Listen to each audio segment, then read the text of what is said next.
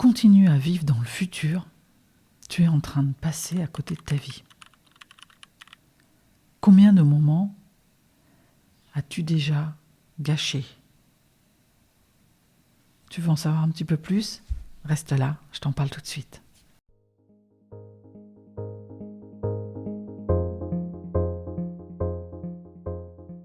Ton futur, il se construit au présent. J'ai pris conscience de ça ce matin, en fait, même si, au fond, je le savais déjà intellectuellement. Je l'avais compris quelque part, mais ça ne m'empêchait pas de le faire. En fait, vivre au présent, c'est pas juste méditer, s'arrêter, ralentir, comme je peux faire des fois, et revenir au présent. C'est que des fois, tu es dans le futur et tu t'en rends pas compte, en fait.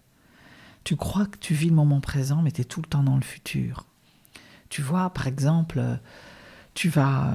t'anticipes les catastrophes, par exemple. Tu as un rendez-vous amoureux, peut-être, pour la première fois. Tu as une date et tu commences à imaginer tout ce qui pourrait se passer, de ce que va penser l'autre, de ce que... Voilà, et si je dis ça, machin. Et tu es déjà dans une vision un peu catastrophique du truc. Tu vas pour un entretien d'embauche. Et évidemment qu'il faut préparer un peu les objections, mais toi, tu es déjà dans un état d'esprit de... et si j'arrive pas à... Et si je peux pas parler de mes compétences, et si j'ai pas le profil, et si... Tu vois, il y a quelque chose de se mettre en stress, en fait. Ça fait un stress qui fait qu'au lieu d'être dans ton truc de l'entretien, qui n'est pas encore là d'ailleurs, parce que moi je parle même de avant, tu pars déjà avec un stress, et même pendant, au lieu de profiter un maximum de ce temps qui t'est donné, d'une occasion de rencontrer l'autre, de parler de ce que tu fais, d'être sur un projet qui te plaît, de vivre un moment délicieux, bref, tu es toujours en train d'anticiper un futur. Comme on a plutôt tendance à voir les choses négativement, tu es déjà dans le négatif. Et du coup, moralité, c'est auto-prophétique ce truc-là. C'est que si tu es déjà en stress, tu vas pas bien prendre les choses, tu vas pas avoir les bons comportements, et du coup, il y a de fortes chances que ça marche pas. Bonne nouvelle, ça marche assez bien ce truc-là. Il y a quelque chose de toujours être après, en fait. Il y a cette histoire de ne pas arriver à profiter des bons moments, tu vois, parce que ça peut venir polluer. Même ça, moi, ça m'est arrivé. Je suis avec des amis, je suis bien, je suis dans une relation, je suis bien, je vis un moment super, et je pense déjà à l'après, en fait. Et quand ça va s'arrêter, quand je suis dans la relation, et si ça ne durait pas, et je suis déjà ailleurs. Et puis comme l'hypersensible, il cherche un peu à avoir des relations profondes et tout, ça va super loin, quoi. Je décrypte un peu pendant que je suis avec mes amis, au lieu de profiter du moment et d'être juste bien. Et c'est ça qui fera qu'on sera de mieux en mieux ensemble. Et je suis là à me demander s'ils sont vraiment bien, s'ils ont besoin de quelque chose. Tiens, là, il n'a pas répondu tout de suite. Est-ce que ça veut dire que... Alors, il y a une espèce de pensée comme ça, d'analyse qui projette, en fait. Qui projette pour après, quoi. Et puis... il y a même dans cette cogitation, je le vois que c'est même sournois, tu dois prendre des décisions par rapport au futur, choisir un appartement, changer de job, moi je vois ça vient me choper même sur les fringues, quoi. Au restaurant, je dis toujours choisir c'est renoncer. Une espèce de truc là qui vient poser 15 000 questions avant de choisir, parce que je projette.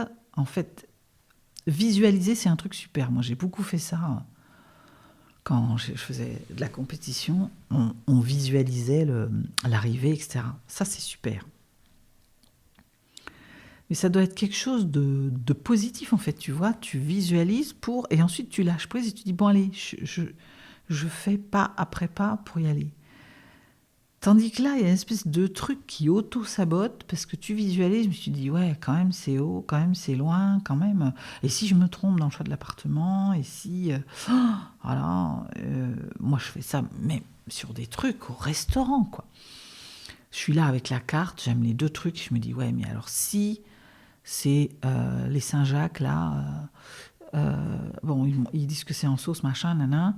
Bon, est-ce que ça va vraiment être ce que j'aime ? Et puis, à côté, il y a le petit filet de poulet curry, là, mais j'aime bien ça aussi. Et si, quand je vais avoir pris le filet curry, finalement, j'avais envie des Saint-Jacques, waouh, c'est en permanence ça. C'est-à-dire que, finalement, qu'est-ce que ça vient dire, tu vois ? C'est que t'es pas au moment présent, parce que tu projettes ton futur. Et tu crois que ça va t'aider, parce qu'anticiper, mettre des solutions, envisager les différents scénarios, c'est intéressant, des fois, faut le faire pour des fois prendre une décision, on pèse le pour et le contre, on a une analyse froide, parce que faut avoir des critères et tout, mais il y a quelque chose de l'ordre de revenir à ce qui se passe dans maintenant, quoi. Parce que pendant que tu penses au futur, tu gâches ton présent, parce que tu ne le vis pas, et tu gâches ton futur, parce que finalement, il y a quelque chose de l'ordre de tu ne vis pas ton présent. Donc ce qui va alimenter ton futur d'un présent toujours renouvelé avec des apprentissages pour devenir quelqu'un d'autre et finalement avoir un futur incroyable, bah, tu es en train de le gâcher en fait maintenant. Voilà, je ne sais pas si je suis très claire, mais c'est un truc que j'ai conscientisé moi parce que j'étais en train de réfléchir à une relation importante pour moi. Et j'étais déjà en train de projeter dans le futur, mais alors, voilà, si jamais... et si je m'investis trop, et si on n'est pas sur la même longueur d'onde, et si à la longue... Bref, donc pendant ce temps-là, je suis en train de gâcher, j'ai réalisé que j'étais en train de gâcher ce que j'étais en train de vivre, quoi. Et ça m'est arrivé plein de fois dans mes schémas de répétition, d'anticiper un futur et du coup de blinder le présent. Donc si ça te parle, ça, déjà, des fois on n'en a pas conscience. Moi j'en ai pris conscience là parce que j'ai échangé avec une amie ce matin qui me disait, t'es dans le contrôle, tu veux tout border, et en fait, bah, déjà tu n'ouvres pas assez. Et puis tu anticipes des choses qui sont pas là, tu vois même pas les choses qui sont là déjà, quoi. Et ben ça fait un truc, hein. Après tant d'années de dev perso, tu fais walou. J'en suis encore là. Mais en fait, oui, on se regarde pas toujours faire et du coup, des fois, puis c'est tellement subtil parce que moi, il y a plein de moments où je profite, je vis les trucs, mais là, c'est venu choper parce j'étais vraiment en questionnement, même presque en tristesse, parce que j'anticipais un futur, en plus, pas très joyeux. Voilà, donc déjà, moi, ce que j'ai envie de te dire, c'est... Enfin, qu'est-ce que j'ai fait, moi ? Voilà, ce matin, en fait, je suis revenue à... Déjà, j'ai eu la chance de pouvoir conscientiser ça, parce que c'est descendu ce matin, mais ça avait commencé hier. C'est aussi d'échanger avec quelqu'un. Trouve quelqu'un, un ami, une personne de confiance, un ami, un coach, un thérapeute, enfin, échange sur tes schémas, parce que tu vas avoir un éclairage qui vont te permettre de prendre conscience, d'éclairer en fait la totalité de la pièce, de la scène, de la situation, et de voir des trucs que tu n'avais pas vus. Ça, c'est la première chose. La deuxième chose, ça va te permettre de descendre à des niveaux de profondeur, d'analyser un peu le truc, quoi. Moi, j'ai réalisé que ces schémas de répétition, en fait, ça vient cogner sur une blessure. Tu vois, c'est toujours cette blessure d'abandon. Si tu veux en savoir un peu plus, j'ai fait une vidéo sur le sujet. Va voir. C'est que des fois, par peur d'être abandonné, c'est toujours un peu sourd, hein, ben tu blindes, en fait. Tu blindes et puis tu anticipes tout le temps parce que tu te souviens de ça. Donc tu plaques cette peur d'être abandonné sur des situations où c'est pas le sujet, c'est pas la même situation, la personne n'est pas du tout là, c'est pas dans ses intentions, mais toi, tu es avec tes schémas. Donc déjà, c'est prendre conscience du fait que tu t'auto-sabotes, quoi. Tu vois, il y a quelque chose comme ça. Et moi, j'aime bien dire, en fait, je comprends tellement cette phrase ce matin de l'important n'est pas la destination, mais le chemin. T'as dû entendre ça aussi, toi. Moi, j'ai lu ça, j'ai entendu ça cinquantaine de fois. Et je me disais, oui, d'accord, c'est bien beau, mais moi, je veux quand même aller à la destination. Mais en fait, je comprends ce que ça veut dire. C'est que c'est le chemin. Donc, le chemin, c'est le présent. C'est chaque pas que tu vas faire aujourd'hui, demain, après-demain, pour aller vers cette destination. Donc, si tu marches mal, tu fais un pas de travers, tu regardes pas où tu marches, tu es toujours en train de regarder là où tu vas, ce qui est important aussi, hein. Il faut avoir de temps en temps, il faut checker, il faut se dire, bon, attends, je regarde quand même là. Mais il faut aussi regarder où est-ce que tu mets les pieds, quoi. Qu'est-ce qui se passe là aujourd'hui? Tu viens de faire un pas. C'est bon, tu te sens bien. Le pas, il est assez... voilà, il est dans la direction, il est de côté, il est de traviote. Voilà, parce que si tu regardes toujours devant, tu vas te prendre les pieds dans le tapis, hein. C'est pas qu'une expression, c'est que... Et puis tu peux pas t'observer faire. Donc moi, je viens de comprendre ça, c'est que ce qui va se passer demain est en train de se construire aujourd'hui, dans ce que je fais, dans ce que je pense, dans ce que je ressens. Donc l'invitation, là, c'est de faire régulièrement peut-être des arrêts sur image et de te dire, bon, je reviens au moment présent, je suis en train de vivre ça. Donc il y a toutes les histoires de lâcher le mental pour vivre à fond. Moi, j'ai une coach qui m'a dit ça une fois, mais fais à fond. Et je mesure aujourd'hui le sens de ces mots-là. Fais à fond, c'est fais comme si tu allais mourir demain, quoi. Fais comme si c'était ta dernière fois, ta dernière chance. Vas-y à fond, donne tout. Et tu vas voir et observe ce qui se passe. Regarde comment tu te sens, donc reviens au corps. T'es bien? Super, continue, tu peux faire le deuxième pas. T'es pas bien? Ah, observe, à quel niveau? Qu'est-ce qu'il faut que tu changes? Peut-être le pas, il est pas bien mis. Ah, j'ai mis le pied de travers, je suis sur le côté du chemin, je suis dans les ronces. Je reviens.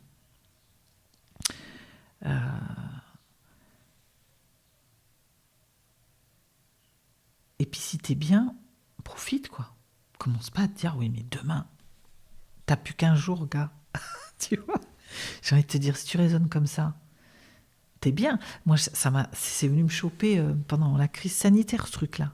Au Covid, où tout d'un coup, j'ai cru que j'avais plus que 15 jours, hein, que j'allais mourir, quoi. Comme c'était 15 jours, c'était un peu les délais, machin, des symptômes, de tout. Je me suis dit, bon, donc au début, j'ai vachement flippé. Puis après, je me suis dit, mais si j'ai plus que 15 jours, j'ai peut-être intérêt à en profiter, au fond. Et je me suis mis à changer. J'ai vécu chaque jour, je me souviens, je me réveillais le matin, je disais, bon, qu'est-ce que je fais aujourd'hui? En plus, il y avait des belles journées. Il y a un ciel bleu, il n'y avait plus de pollution, ça circulait plus. Donc il y avait toute la lumière et tout. Et chaque matin, je me réveillais, je dis, bon, j'étais contente de m'être réveillée, j'étais contente de ne pas avoir eu de symptômes, j'étais contente d'être encore en vie. Et je profitais de ma journée. J'ai passé 15 jours merveilleux. J'ai conscientisé l'importance d'être en vie, ce que j'avais envie de faire. J'ai contacté ma mission. C'est là que tout a démarré, d'ailleurs. Et puis la bonne nouvelle, comme je vous parle aussi aujourd'hui, c'est que les 15 jours sont passés et je suis encore là, en fait.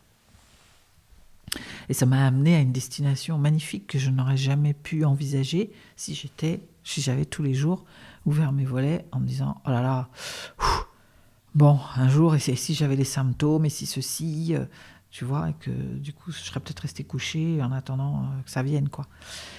Donc il y a vraiment ce truc de profite, reviens au corps, regarde comment c'est, ajuste si c'est pas bon, et si c'est bon, profite, quoi. Vraiment à fond, remplis ton sac, quoi. Si au pire demain c'est plus là, bah t'en auras profité. Mais j'avais un formateur à l'école de coaching qui disait on n'est pas à l'abri d'une bonne surprise. Aussi bien demain, ça va recommencer, tu vois. Donc j'aime bien cette notion de chemin et de pas.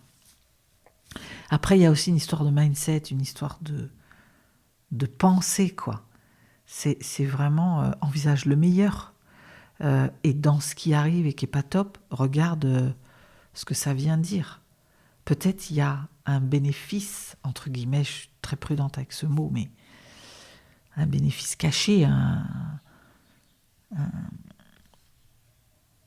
au mieux un apprentissage. Tu vois, dans cet inconfort que je ressens, il y a qu'est-ce que ça dit? Ah, mais dans cette situation, mais oui, finalement, j'apprends ça de moi. Ah, mais finalement, je peux corriger. Donc demain, ça va être mieux. Tu vois, c'est ce côté pensée positif au sens, c'est pas l'euphorie tout le temps, monde des bisounours, c'est vraiment ce truc de regarder l'enseignement, ce que ça vient t'apporter, ce que tu comprends de la situation, de toi. Voilà,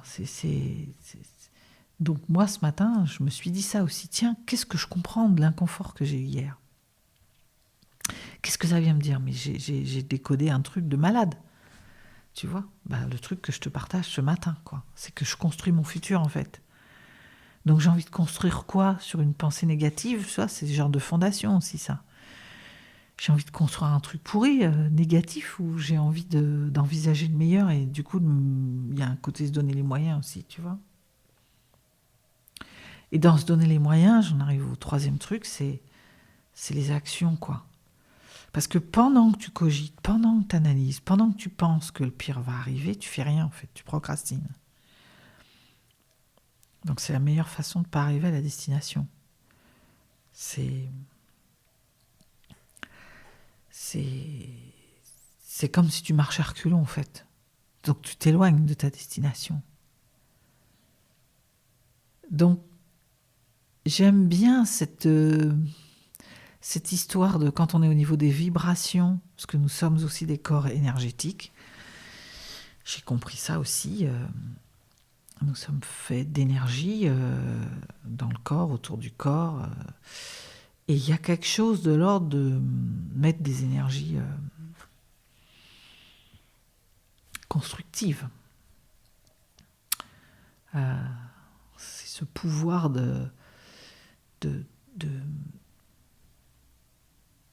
d'attirer aussi cette destination. Tu vois, il y a quelque chose de...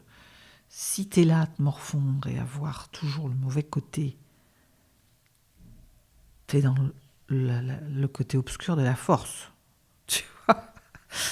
Tandis que là, donc tu vas amener... Tu vas attirer ça parce que tu vas faire les comportements qui vont pas, donc tu vas attirer les merdes en fait. Tandis que de te mettre dans ce qui pourra arriver de meilleur et de commencer les premiers petits pas pour, et chaque pas, tu vois, bien sûr c'est bien d'avoir la destination à l'horizon, en ligne de mire, mais pour vérifier de temps en temps si tu y es, chaque pas que tu vas faire, c'est je fais un pas. Hop, je commence un truc, même si ça t'apparaît énorme, impensable, machin, tu changes ton mindset et tu fais un pas. Et tu regardes, qu'est-ce qui se passe? Et tu fais un deuxième pas, tu fais un troisième pas. Puis un jour, tu vas te réveiller, tu vas dire, waouh, je suis là. Moi, je fais ça des fois. Tout le monde se moquait de moi à un moment donné parce que je marchais en forêt. Puis je m'arrêtais et je me retournais sur ce que j'avais parcouru. Quand j'ai repris la marche et que au début c'était compliqué, j'avais mal partout, j'avais mal aux genoux, je pouvais pas marcher beaucoup. Et je me disais, waouh, je vais faire que 50 mètres, c'est pas grave, je faisais chaque pas en fait. Chaque pas, donc je me concentrais sur les pas, je regardais pas devant, je regardais pas derrière, je faisais les pas. Les pas, les pas. De temps en temps, je m'arrêtais, je regardais, je disais, waouh, j'ai fait tout ça. Donc c'est ça, tu vois, c'est vraiment, reviens là quoi, reviens au présent. Parce que c'est lui qui va déterminer ton futur. Et je terminerai en disant que il y a quelque chose de l'ordre de aussi de profiter parce que chaque heure qui passe, ne revient jamais. Donc si tu l'as passé à envisager le pire, à ne rien commencer parce qu'on ne sait jamais, ça pourrait ne pas marcher, à ne pas t'investir dans cette relation parce qu'elle pourrait s'arrêter, à ne pas aller postuler à ce poste parce que finalement, tu as peu de chances d'y arriver. Tu es en train de griller tes cartouches, tu es en train de baisser ta jauge. C'est comme si J'aime bien comparer avec les voitures, parce que je suis une fan des voitures. C'est comme si tu vidais ta jauge d'essence sans rouler. Dommage quand même, non? Donc roule. Oui, tu vas consommer de l'essence, mais tu vas voir des choses, tu vas vivre, tu vas apprendre, et tu sauras de mieux en mieux conduire. Tu vas prendre plaisir. Voilà, c'était un petit sur le vif comme ça. J'ai pas voulu commencer ma journée avant de vous livrer ça parce que ça m'a pris tôt ce matin. C'est subtil. Des fois, on se dit non, mais moi je suis dans le présent et tout. C'est ce que je fais, je pense, les 3/4 du temps. Sauf que sur certaines situations, généralement quand il y a beaucoup d'enjeux, cette relation-là, pour moi, elle est importante et du coup, elle me questionne. C'est comment tu peux t'auto-saboter en fait, hein, avec toujours ce truc du cerveau qui est en plaisir ou souffrance. Comment je pourrais faire pour ne pas souffrir? Parce que des fois que ça marche pas, tu vois, il y a ce truc là aussi. Moi j'ai envie de te dire, pendant que tu profites aujourd'hui et que tu souffres pas, bah vas-y, c'est toujours ça de prix.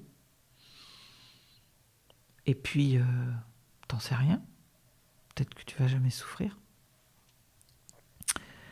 Voilà ce que je voulais te partager sur. Voilà, je t'invite à aller, si tu veux, des techniques aussi pour revenir un peu au présent. Moi, j'ai beaucoup lu Eckhart Tolle. Je te mettrai le nom dans la description. Sur ce pouvoir du moment présent. Mais c'est aussi, en coaching, on se dit aussi, ce truc-là qui me gratte, que j'envisage, tout ça, est-ce que je m'en souviendrai dans 2 ans, 3 ans, 4 ans, 10 ans? Qu'est-ce que je pourrais en dire si pour le coup, là, si je me projette, il y a de fortes chances que j'ai oublié ce truc-là, tu vois. Et vraiment, c'est l'histoire de vis chaque minute comme si c'était la dernière. Ça va te faire des choses extraordinaires.